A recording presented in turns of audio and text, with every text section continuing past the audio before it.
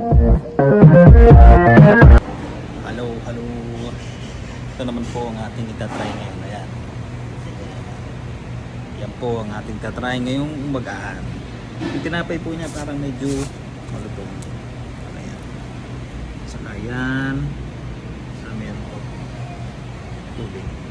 Okay? Let's take it.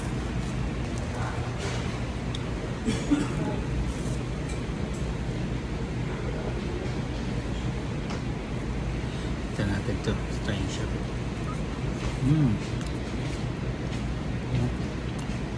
Okay. Hindi ko alam kung na-pronounce ko siya correctly, but sabi nila ang tawag po dito sa tinapay na medyo malutong, melako. Tapos ito pang sausawan natin ay pul. Okay? Sarap naman siya. Ayos naman. Okay?